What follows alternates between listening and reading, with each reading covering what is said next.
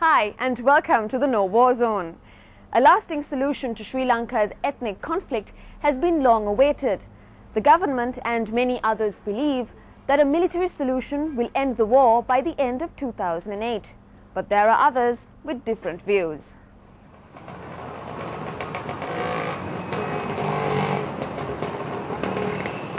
For most people, the day begins with a close look at the newspapers, as there is much to be gathered from them, mostly about how the war against the LTTE is progressing.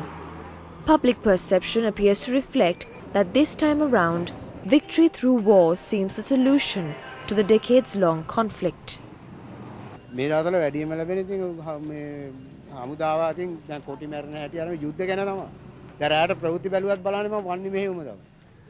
යුද්ධය සාර්ථකව කෙරෙයි කියලා හිතනවා. මොකද රටේම කොටසක් එතෙන්ට ගිහිල්ලා යම්කිසි කැපකිරීමක් කරන්නේ. ඒ අනුව ඉතින් හිතනවා දැන් යන තත්ත්වෙත් එක්ක සාර්ථක ප්‍රතිඵලයක් අයිති වෙයි කියලා වැඩි කලනවා. The present regime maintains that ending this conflict requires military interventions.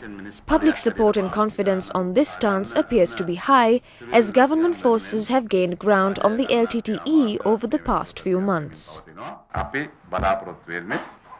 පළවෙනියෙන්ම ත්‍රස්තවාදය පරාජය කිරීමේ වැඩපිළිවෙල ඒක ඒත් එක්ක වෙන පැටලෙන අනිකුත් දේවල් සියල්ල දෙවුණු කර අපි සලකන්නේ.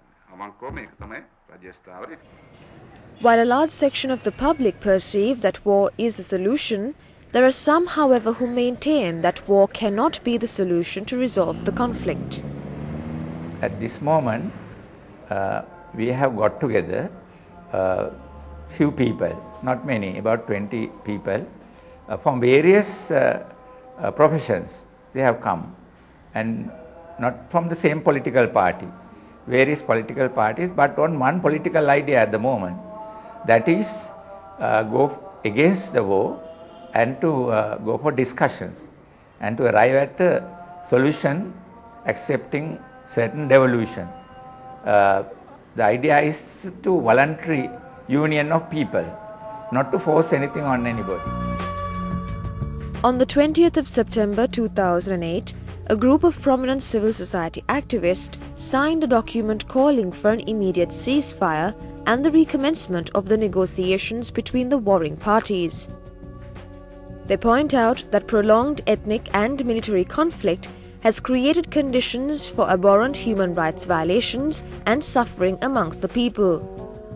The resolution emphasizes that the way to permanent peace is through power sharing with maximum devolution of power to the minorities within a united Sri Lanka. Practically also this is the time for discussion, because the government is getting bankrupt and they are depending on resources from various quarters. Even their great friends, Americans, Indians are moving out and pressurizing them to go for discussions. Now, according to their calculations, LTT is weak, so why not go for discussions then? Because anybody could see that beyond this, the war can turn into a big bloodshed, where lots of innocent people get killed. The யுத்தம் இப்போ அரசாங்கம் தான் வெற்றி பாதையில் போய் கொண்டிருக்கிறது சொன்னாலும் கூட யுத்தம் பெரிதாக முடிவடைய போறதில்லை. அப்படியே மேலும் இந்த நாட்டை அழிவு பாதையில் விட்டு செல்லாமல் இந்த யுத்தத்தை நிறுத்தி ஒரு அரசியல் தீர்வை காண்றதுதான் விவேகமான காரியம். அதைத்தான் அரசாங்கம் செய்ய வேணும். அதை நாங்கள் செய்யணும்னு சொல்லி ஒரு சிலர் கூடி அதை நடவடிக்கை எப்போ முடுக்கி விட்டுருக்கிறோம்.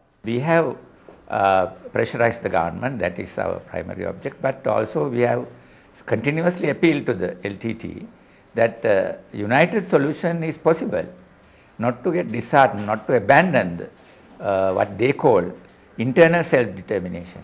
In fact, they came out of the idea of internal self-determination, which is not in the Marxist vocabulary, due to the pressure from various quarters that they should think of discussions and coming into some kind of common ground. While public vote is increasingly in support of the government's decision to end the war militarily, nonetheless, past experiences around the world have shown that wars can only be truly ended through non-violent political interventions, which are what warring parties in Sri Lanka have chosen to ignore. මම හිතනවා ස්ථිර විසඳුමක් ලබා ගන්න පුළුවන් හැබැයි දේශපාලන විසඳුමක් අවශ්‍යයි කියලා හිතනවා.